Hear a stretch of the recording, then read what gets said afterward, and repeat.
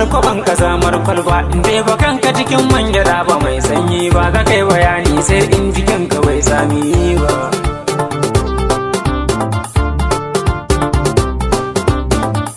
Na ce mata wannan uban ciki tulaki kamar kabilun nan masu sai da garin kwaki da a yankari ne ta yi kyau da matar gwanki amma ban ce mata kugunta mai zubin kura. Iyaliya kai ne ka kalli matar sarki lalalalawa ne na kalli matar sarki. Lalle ko yaro yau za ka kai abin da ka ɗauko kudan da sai marke da ɓangaren katako tunda ni za ka yi wasanni da dusar koko da yau da gobe da jibi ba za ka fan a gida ba. Iyaliya kai ne ka kalli matar sarki. Ko ga kasa akwai ba bayanin wuni da kai tun baya ka sani a fushi bayi manta zanen kwarya yanzu zane jikon da za ta zamge magarya in ya gale da ko da biredi bai daɗi ba.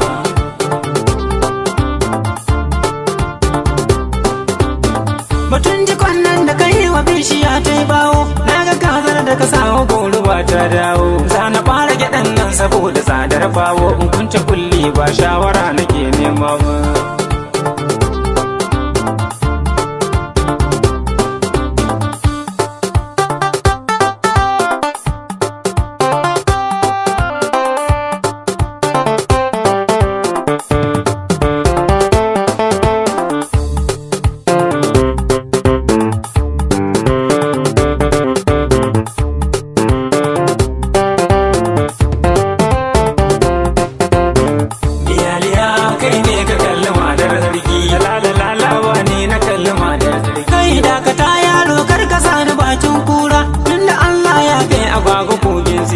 Dakata da batun nan da Allah canzo hira ni shugaba ne ai ba fada nake nema ba. Iyaliya kai ne ka kalli matar sarki lalalalawa ne na kalli matar sarki.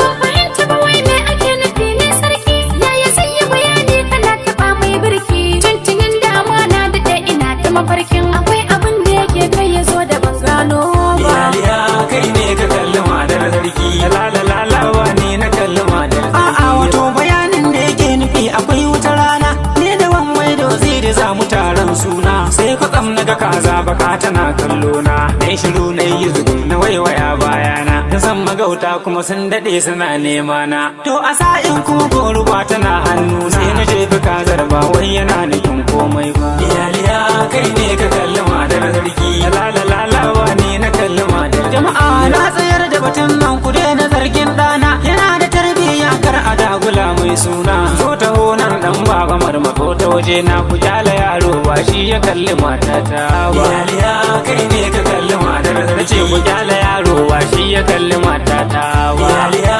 kai ne ka kalli matar sarki lalalalawa ne na kalli matar sarki. Iyaliya kai ne ka kalli matar sarki ku jala yaro ba shi ya kalli matata.